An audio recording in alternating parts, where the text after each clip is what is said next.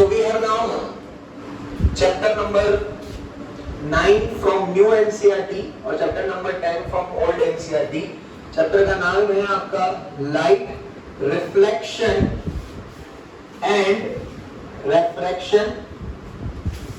So today I am going to discuss all about this chapter. पूरे इस chapter को एक तरीके से डिस्कस करेंगे, क्या इस पूरे चैप्टर में है, क्या हमें पढ़ना है, क्या इसका पूरा ओवरव्यू है. तो सबसे पहले अगर मैं बात करूं, the first thing we have to be remember very clearly, that is what is light. Light क्या होता है? क्या होता है light? Light is what? What is light? Light is a form of energy which help us to see an object or make it visible. तो light की simple सी definition आप सबको clear रखनी है कि light is nothing but the form of energy and help us to make it visible. Object को visibility देने का काम करता है. लाइट जो है वो अलग अलग तरीके के फिनोमिना करके बता सकता है. जिस फिनोमिना को हमें 10th तक में समझना है, उसमें से खास दो फिनोमिना चैप्टर की हेडिंग में ही दे रखी है, that is reflection and refraction, and the third one you have is a diffraction. ठीक है, तो लाइट के पास तीन फिनोमिना है जो हमें डिस्कस करने होते हैं. The first one is reflection. अब इस रिफ्लेक्शन वर्ड से आपके दिमाग में हमेशा एक बात क्लियरली फिट हो जानी चाहिए, स्ट्राइक कर जानी चाहिए. कभी भी कोई बोले रिफ्लेक्ट, रिफ्लेक्ट, रिफ्लेक्ट मतलब जीवन में भी रिफ्लेक्ट का मतलब क्या होता है? Bounce back. क्या मतलब होता है? Bounce back. कोई भी चीज बाउंस बैक करती है, वापस आती है किसी चीज से टकरा के, तो उसे क्या कहते हैं? रिफ्लेक्शन. बचपन से वर्ड सुनते आए हैं, टकराना टकराना, तो reflection, reflection is what bounce back. कभी कोई लाइट टकरा के वापस आएगी तो उसे क्या कहा जाएगा? Reflection. The second one is that refraction. कौन सा वर्ड है आपके पास? refraction. refraction वर्ड से आपके दिमाग में एक पॉइंट फिट हो जाना चाहिए. refraction से क्या फिट हो जाना चाहिए? ट्रांसमिट. क्या याद हो जाना चाहिए? ट्रांसमिट. ट्रांसमिट मतलब क्या होता है? आर पार. कोई लाइट अगर किसी चीज से आर पार हो रही है तो वो क्या कर रही है? रेफ्रैक्ट. और तीसरा जो आपके पास है वो है डिफ्रैक्शन. क्या है? डिफ्रैक्शन. डिफ्रैक्शन मतलब होता है बेंडिंग ऑफ लाइट. कौन सी लाइट क्या करती है भैया यहाँ पे? बेंडिंग. बेंडिंग मतलब टेढ़ा होना, अपने रास्ते को बदलना, बेंड होना, उसी को क्या कहते हैं? Bending of light. तो डिफ्रैक्शन एक्चुअली क्या होता है? मान लीजिए ये कोई ऑब्स्टेकल है. ऑब्स्टेकल का मतलब रुकावट. लाइट जा रही थी गदर फिल्म की तरह, गाना गाते गाते मैं निकला वाला, यहाँ तक गई, बीच में इसको कौन मिल गया? कौन मिल गया? ऑब्स्टेकल. ऑब्स्टेकल कौन है? हाँ, जो ऑब्स्टेकल है वहां से फिर इसका रास्ता क्या हो गया? डेविएट. तो लाइट अपना पाथ जो बेंड किया ड्यू टू एनी ऑब्स्टेकल, उसी को क्या कहते हैं? Diffraction of light. तो ये तीन फिनोमिना बहुत क्लियर है. तो अभी तक हमने क्या पढ़ लिया? लाइट क्या होता है? लाइट क्या होता है? लाइट क्या होता है? Form of energy, help us to see an object. तीन फिनोमिना इसके कौन कौन से होते हैं? Reflection, रेफ्रैक्शन, diffraction. रिफ्लेक्शन से क्या याद रखना है? Bounce back. रेफ्रैक्शन से क्या याद रखना है? ट्रांसमिट. और डिफ्रैक्शन से क्या याद रखना है? Bending of light. यहां तक क्लियर है. फिर हमारे पास इस चैप्टर की सेकंड चीज आती है, लॉज ऑफ रिफ्लेक्शन. क्या आते हैं? Laws of reflection. सीधा सा सबसे पहले इसमें आपको एक इमेज क्लियर रखना है. इमेज क्यों क्लियर रखना है? टटिक लाइट आई, लाइट यहाँ पहुंची, ये इसका क्या हुआ? सरफेस. सरफेस के नीचे वाले सेक्शन को मुझे कर देना है क्या? पॉलिश. पॉलिश करने से लाइट क्या नहीं हो पाएगी? ट्रांसमिट. ट्रांसमिट नहीं हो पाएगी मतलब क्या नहीं हो पाएगी? रेफ्रैक्ट. क्योंकि ट्रांसमिट इज ऑल अबाउट रेफ्रैक्शन. तो लाइट के पास एक ही ऑप्शन बचा है, वो क्या करेगी? रिफ्लेक्ट. तो यहाँ आई, टकराई, बाउंस बैक करी, तो ये हो गई क्या? रिफ्लेक्ट. ये कौन सी रे कहलाएगी? Incident ray. ये कौन सी कहलाएगी? Reflected ray. जिस पॉइंट पे ये आई, जिस पॉइंट से ये गई, उस पॉइंट पे मैं बना दूंगा एक नॉर्मल. क्या बना दूंगा? नॉर्मल. नॉर्मल का मतलब क्या होता है? Perpendicular to the surface. क्या होता है? Perpendicular to the surface. ये सरफेस इससे परपेंडिकुलर, ये नॉर्मल हो गया. अब लॉज ऑफ रिफ्लेक्शन यू कहता है, पहला लॉ यू कहता है, the incident ray, the reflected ray and the normal at the point of incidence all lies in the same plane. plane का मतलब ये बोर्ड, एक प्लेन में, बोर्ड में. तो लाइट ऐसे ही आएगी, ऐसे ही जाएगी, और नॉर्मल भी ऐसे ही बनेगा. लाइट ऐसे आगे ऐसे नहीं आ सकती, ये कभी पॉसिबल नहीं है, क्योंकि लाइट हमेशा क्या रहती है? सेम प्लेन में. तो पहला लो बहुत क्लियर है, क्या है? The incident ray and the normal at the point of incidence all lie in the same plane. ये जो इंसिडेंट इंसिडेंट रे है वो नॉर्मल से एक एंगल बनाती है जिसे हम आई का नाम देते हैं, आर रिफ्लेक्टेड से बनाती है आर, जिसे हम reflected angle, angle of reflection R, angle of incidence I. Second law you कहता है, फर्स्ट लॉ क्लियर हो गया, all lies in the same plane. Second law you कहता है आपका ये एंगल आई हमेशा एंगल आर की क्या होगा, इक्वल। मतलब आपने जो एंगल आई बनाया है नॉर्मल से वो हमेशा एंगल आर की क्या रहना चाहिए, इक्वल। तो जब भी रिफ्लेक्शन होता है जिस एंगल से वो नॉर्मल पे गिरी है उसी एंगल से ये क्या कर जाएगी, रिफ्लेक्ट। क्लियर है बात? तो this is all about the laws of reflection. अब ये रिफ्लेक्शन की कहानी हमारे जीवन में कहां काम आती है? तो रिफ्लेक्शन की कहानी आपके जीवन में काम आती है मिरर के अंदर। किस में काम आती है? मिरर। मिरर क्या होते हैं? जिसमें हम हमारी दब्बी सी या भद्दी सी शक्ल देखते हैं, वही होता है ना मिरर। अब मिरर भी आपने कौन सी यूज किया है वो आप पे डिपेंड करता है। आपने जनरली हमारे घरों में जो मिरर होते हैं वो कौन से मिरर होते हैं? Plane mirror. प्लेन मिरर भी रिफ्लेक्शन की कहानी है, और स्फेरिकल मिरर एक दूसरे टाइप का मिरर होता है, वो भी मिरर की कहानी है। तो मिरर अब हम पढ़ने जा रहे हैं, मिरर किस फिनोमिना पे काम करता है? रिफ्लेक्शन। आपके पास दो तरीके के मिरर होते हैं, एक होता है प्लेन मिरर। कौन सा मिरर होता है? Plane mirror. एक होता है स्फेरिकल मिरर। प्लेन मिरर मतलब बिल्कुल सीधा सटीक मिरर। यहाँ पे अगर कोई ऑब्जेक्ट आपका खड़ा है तो उसकी यहाँ पे ऐसी इमेज मिल जाएगी, this is object, this is image. Plane mirror जब इमेज बनाता है तो चार बातों को ध्यान में रखता है। पहली, ऑब्जेक्ट जितना दूर है मिरर से इमेज भी उतनी ही दूर बनेगी, और मिरर से ऑब्जेक्ट की जितनी हाइट है मिरर में उतनी ही हाइट ऑब्जेक्ट की इमेज की दिखेगी। जितना यहां से ऑब्जेक्ट जो आपने लिया है दिस इज उसका नेचर, जो इमेज बन रही है उसका नेचर होगा वर्चुअल एंड इरेक्ट। अब वर्चुअल एंड इरेक्ट क्या होता है? इरेक्ट मतलब सीधा, इमेज जैसी ऑब्जेक्ट जैसा है वैसी वैसी बनेगी, और वर्चुअल मतलब जिसे हम देख तो सकते हैं पर फील नहीं कर सकते। तो यहाँ पे जो इमेज बनती है वो कैसी बनती है? Virtual and erect. और चौथा, लैटरली इन्वर्टेड। लैटरली इन्वर्टेड का मतलब अगर मैं राइट हैंड में प्लेन मिरर में बताऊंगा तो वो क्या बताएगा मुझे? लेफ्ट। लैटरली, लैटरली मतलब लेंथ, इन्वर्ट मतलब उल्टा करना। लेंथ वाइज किसी चीज को उल्टा करते हैं उसको क्या कहते हैं? Laterally inverted. तो चार इसकी कैरेक्टरिस्टिक्स क्लियर हुई प्लेन मिरर की। चार कैरेक्टरिस्टिक्स, पहली, ऑब्जेक्ट जितने डिस्टेंस पे है उतनी इमेज बनेगी मिरर से। ऑब्जेक्ट की जितनी हाइट है मिरर के अंदर उतनी ही इमेज की हाइट होगी। ऑब्जेक्ट की जो इमेज है वो हमेशा कौन सा नेचर रखेगी? Virtual and erect. और चौथा, इमेज कैसी बनेगी? कैसी बनेगी? Laterally inverted. क्लियर है यहाँ तक बात? अब स्फेरिकल में आते हैं। स्फेरिकल, स्फेयर एक शेप है, उससे जो मिरर बनता है उसको स्फेरिकल मिरर कहते हैं। जनरली मैं एक स्फेयर लेता हूँ, इसको कुछ इस तरीके से काट देता हूँ। काटने के बाद इसके दो सेक्शन मेरे पास बाहर आएंगे, एक सेक्शन ये रहा, एक सेक्शन ये रहा। मिरर की एक अदा बहुत क्लियर है, बहुत अच्छी सी सिंपल सी प्रॉपर्टी क्लियर है कि उसका एक पार्ट पॉलिश रहता है और एक पार्ट स्मूथ। मतलब एक पार्ट पे लाइट नहीं जा पाएगी और एक पार्ट से रिफ्लेक्ट करेगी। तो यहाँ पे मेरे पास दो ऑप्शन है, या तो मैं अंदर से इसको क्या कर दूं? पॉलिश, या मैं क्या कर दूं? इसको ऊपर से पॉलिश। जब मैं इसको ऊपर से पॉलिश करता हूँ, दिस इज लाइक दिस, ये स्फीयर का एक शेप है, एक बार अंदर से पॉलिश किया, एक बार ऊपर से। जब ऊपर से किया है तो आप केव गुफा में गए होंगे। गुफा अंदर जब जाता है शेर गुफा में, ऊपर से पैक होता है, ऊपर पूरा बंद होता है, अंदर घुस जाता है। तो यहाँ पे ऊपर पूरा बंद है, लाइट यहाँ पे ही जा सकती है। तो ये वाला जो मिरर होता है ये कौन सा मिरर कहलाता है? Concave mirror. और ये वाला जो मिरर होता है वो कौन सा कहलाता है? Convex mirror. तो आपकी स्फेरिकल मिरर कितने टाइप के होते हैं? दो। कौन कौन से? कॉन्वेक्स और कॉनकेव। कॉन्वेक्स मिरर मतलब अंदर से पॉलिश, कॉनकेव मिरर मतलब बाहर से पॉलिश। यहाँ तक बात क्लियर है? अब ये जो स्फेरिकल मिरर हमने कॉनकेव और कॉन्वेक्स बनाए हैं, अब इनकी भी कुछ अदाएं होती है। जैसे इंसान की दो आंखें होती हैं जनरल, आइडियल। एक नॉर्मल इंसान जो होता है, जानवरों की बात नहीं कर रहा मैं, नॉर्मल जो इंसान होता है उसकी कितनी आंखें होती है? दो कान, दो हाथ, एक नाक, एक मुंह और बाकी एक्सेट्रा एक्सेट्रा। वैसे एक मिरर जब मैं बनाता हूँ, ये मैंने कौन सा मिरर बनाया है? कौन सा मिरर बनाया है? कॉनकेव। एक मिरर के पास ऐसी 7 चीजें हैं जो हमें पढ़नी होती है 10th तक। कौन सी चीजें? कितनी चीजें? 7। सबसे पहले इस मिरर का खुद का एक सेंटर होता है, उस सेंटर को क्या कहते हैं? पोल। ठीक है, तो the centre of the spherical mirror is called as pole. फिर इस मिरर का एक सी होता है, जिस स्फेयर से मैंने इसको काट के बनाया, ये स्फेयर से बना होगा, ऐसे करके एक स्फेयर था, उस स्फेयर का क्या होगा? सेंटर। तो इस मिरर को जिस स्फेयर से मैंने काट के मिरर बनाया, स्फेरिकल मिरर बनाया, उसका जो सेंटर था वो इसका क्या कहलाएगा? Centre of curvature. कर्वेचर का मतलब, क्योंकि ये कर्व उठाया है, एक पार्ट, एक पूरे स्फेयर का सिर्फ कर्व है, तो उस कर्व का जो सेंटर है इसलिए इसको क्या कहते हैं? Centre of curvature.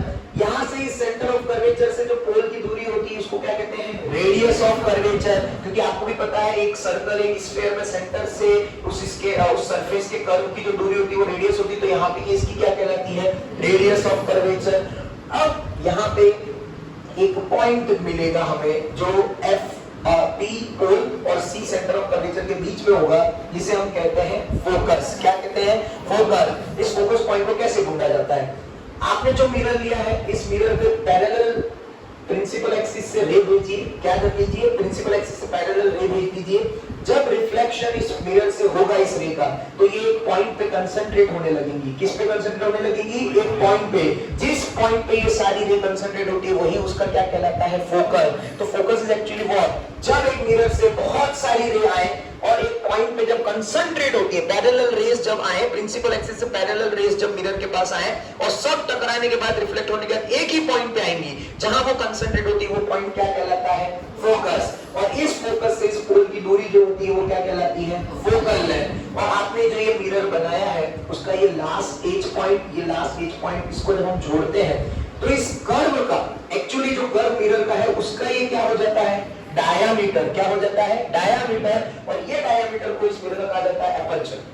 क्या कहा जाता है, एपर्चर। तो मैंने 7 चीजें डिस्कस करी। सबसे पहले क्या, पोल, दूसरा क्या, सेंटर ऑफ कर्वेचर, तीसरा, चौथा फोकस, पांचवा फोकल लेंथ, छठा एपर्चर और सातवां ये सब जो CPF से PFC से निकलने वाली जो ये लाइन है इसे हम क्या कहते हैं, प्रिंसिपल एक्सिस। सारी टर्म्स क्लियर है। वैसे ही सेम टर्म्स आप कॉन्वेक्स में भी बना सकते हैं। अगर आप कॉन्वेक्स की बात करें कुछ इस तरीके से, अब कॉन्वेक्स देखिए इस तरफ का कर्व है, ये इस तरफ वाले पार्ट से उठा है। जिस तरफ का कर्व होगा सेंटर उसी तरफ होना है।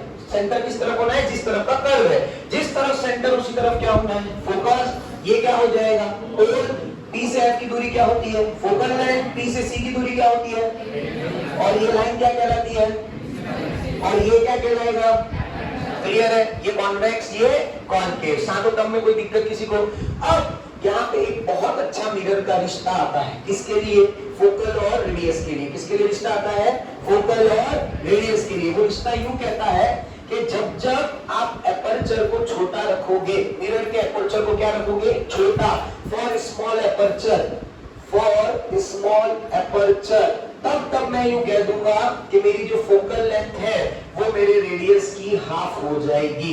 मतलब मिरर में ये बहुत अच्छा प्यारा सा रिलेशन है between focal length and radius of curvature के फोकल लेंथ क्या होती है, r/2। कब, जब एपर्चर क्या हो, स्मॉल। तो ये हमेशा मिरर के अंदर ध्यान रखना, ये बहुत ही फेमस और इंपॉर्टेंट हमारे पास केस है।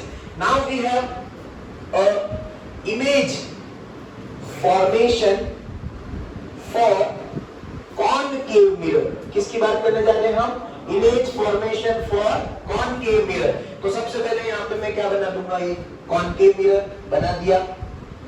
फटाफट से बोलते जाओ, ये क्या होगा, ये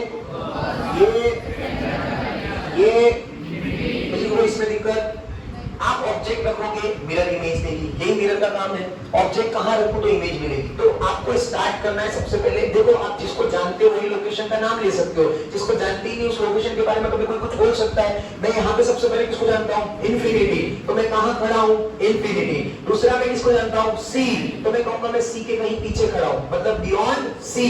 तीसरा मैं किसको जानता हूँ, सी, तो मैं कहां खड़ा हूँ, सी पे। फिर मैं सी और पी को, एफ को जानता हूँ, तो मैं कहां खड़ा हूँ, सी और एफ के बीच में। फिर मैं किसको जानता हूँ, फोकस को, तो मैं कहां खड़ा हूँ, एफ पे। और फिर मैं किसको जानता हूँ, फोकस और पोल को, तो मैं कहां खड़ा हूँ, एफ और पी के बीच में। मिरर के अंदर में घुस नहीं सकता। ऑब्जेक्ट कॉनकेव मिरर में कितनी जगह खड़ा रह सकता है, 1 2 3 4 5 6।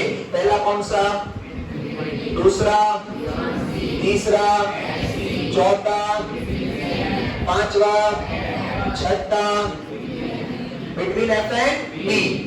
अब आपको एक बार तो याद करने का तरीका बताता हूं कि ऑब्जेक्ट यहां खड़ा होगा तो इमेज कहां बनेगी। आपको इस 6 को एक बार भूल जाना है, इन 5 को याद रखना है। 1 2 3 4 5।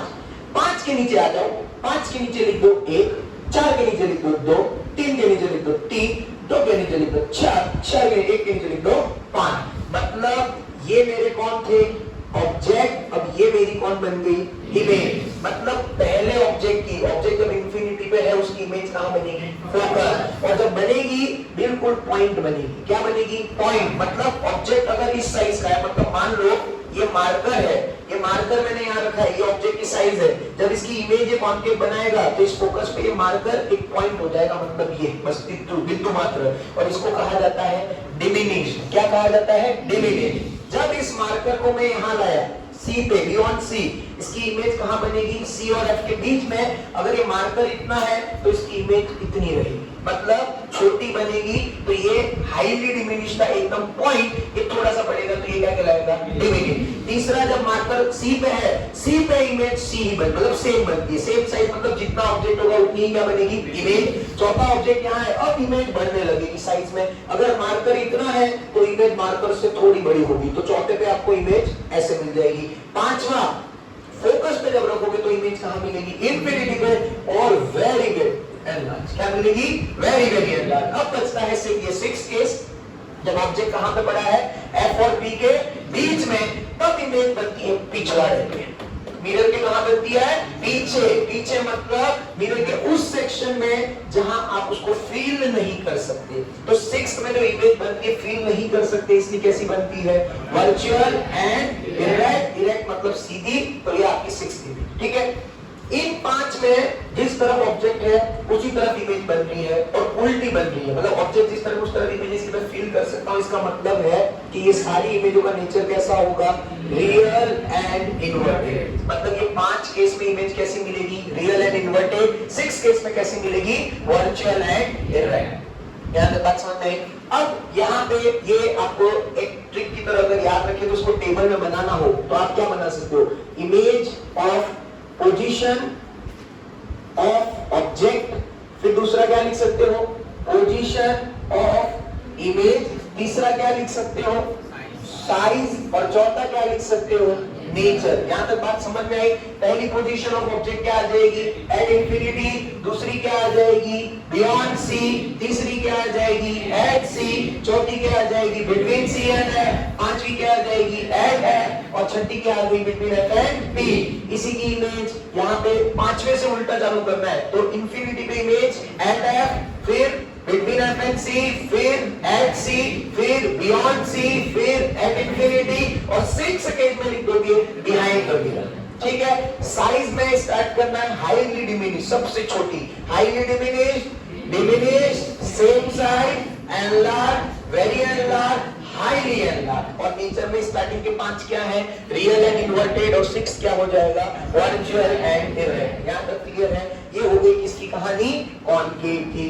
अब कॉन्वेक्स की बात करते हैं। कॉन्वेक्स भैया बहुत शांत स्वभाव के हैं मिरर के टाइम पे, क्योंकि कॉन्वेक्स भैया यूं कहते हैं कि मेरे पास तो सिर्फ कितनी पोजीशन ऑफ ऑब्जेक्ट है, खाली 2।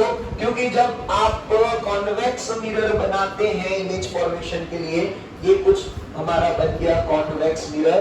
ये क्या होता है, ये क्या होता है,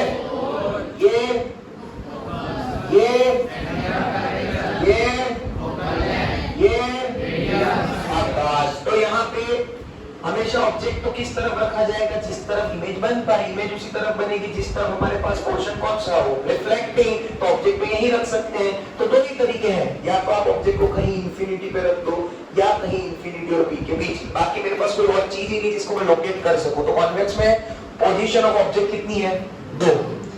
जब इंफिनिटी पे रखोगे इमेज फोकस पे बनेगी, दोनों ही केसों में। कॉन्केव में भी जब हम ऑब्जेक्ट को इंफिनिटी पे रख रहे थे तो इमेज कहां बन रही थी, फोकस। कॉन्वेक्स मिरर में भी जब हम ऑब्जेक्ट को इंफिनिटी पे रखेंगे तो इमेज कहां बनेगी, फोकस। तो यहाँ पे फोकस पे बनेगी, पॉइंट साइज हाईली डिमिनिश।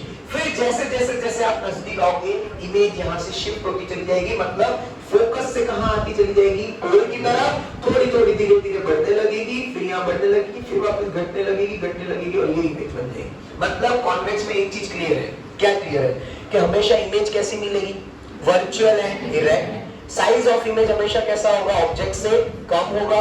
और तीसरा, हमेशा ही इमेज कहां मिलेगी, एफ और पी के बीच में। ये 3 चीजें कॉन्वेक्स मिरर में याद रख लेना। कॉन्वेक्स मिरर में इमेज हमेशा कैसी मिलेगी, वर्चुअल एंड, हमेशा साइज ऑफ इमेज क्या होगी, स्मॉलर देन ऑब्जेक्ट, और आपकी इमेज हमेशा ही कहां बनेगी, F और B के बीच में। यहां तक बात क्लियर हो गई।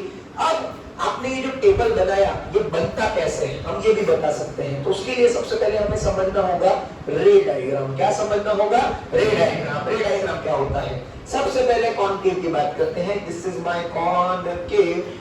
जब भी कोई रे प्रिंसिपल एक्सिस से पैरेलल जाएगी वो आफ्टर रिफ्लेक्शन एक ही पॉइंट से जाएगी और वो पॉइंट हमेशा कौन सा होगा, फोकस। ये पहला रे डायग्राम है। अगर कॉन्वेक्स की बात करूं तो ऐसा कुछ आपको देखने को मिलेगा, यहाँ पे इसका फोकस है।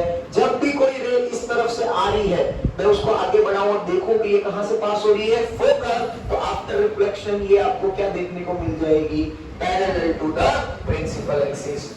या अभी एक बार इसमें यही ले लेते हैं, जब भी आपकी ray parallel to the principal axis है, क्या है, parallel to the principal axis, तो ये लाइट को ऐसे करके डाइवर्ज करता है। जब आप इसको पीछे बढ़ाएंगे तो 100% ये एक पॉइंट से पास होगा, वो पॉइंट क्या होगा, फोकस। कहने का मतलब क्या है, whenever the light is parallel to the principal axis after reflection it will appears to pass from focus in concave and it will appear मतलब it will behaves as कि ये कॉनकेव के कहां से, कॉन्वेक्स के कहां से पास कर रही है, फोकस से। मतलब यहाँ पे तो रियल में पास कर रही है और यहाँ पे वर्चुअल। समझ में आ रही है बात। तो दोनों केसेस में हमें क्या ध्यान रखना है कि यहाँ पे जब भी parallel to the principal axis है रे फिर आफ्टर रिफ्लेक्शन कहां से पास करेगी, फोकस। यहाँ पे रियल में और यहाँ पे अपीयर करेगी। ठीक है, अपीयर क्यों, क्योंकि जा तो नहीं रही पर हम अगर पीछे इसको देखें तो अपीयर को भी मिल जाएगा कि ये फोकस से पास हो रही है। ठीक है, अब इसी में दूसरा रे डायग्राम होता है कि जब भी फोकस से लाइट निकले आफ्टर रिफ्लेक्शन वो क्या हो जाती है, पैरेलल टू प्रिंसिपल एक्सिस। और जब भी ऐसा लगे अपीयर टू बी हो कि लाइट कॉन्वेक्स के फोकस से जा रही है तो आफ्टर रिफ्लेक्शन ये कहां से पास हो जाती है, parallel to the principal axis. ये दूसरा रे डायग्राम। तीसरा रे डायग्राम हमें ये कहता है कि जब भी भैया आप सेंटर से मेरे को निकाल के ले जाओगे, कहां से निकाल के ले जाओगे, सेंटर से, मैं बिना कुछ कहे वापस आ जाऊंगा। ठीक है, सेंटर ऑफ कर्वेचर से जब लाइट जाएगी तो रिफ्लेक्शन के बाद वापस सेम पाथ को क्या कर देगी, रिट्रेस। तो अगर जैसे कि यहाँ पे भी आपको देखने को मिले तो सेंटर तो इधर है, तो इधर अगर आपका सी में बनाता हूं कहीं, तो अगर ये लाइट ऐसे आ रही है, ये पीछे से सी को जा रही है, तो आपको लगेगा अपीयर टू बी कि सी को पास हो रही है, तो वापस रिफ्लेक्शन के बाद ये क्या हो जाएगी, रिट्रेस कर लेगी इस पाथ को। ठीक है, तो यहाँ पे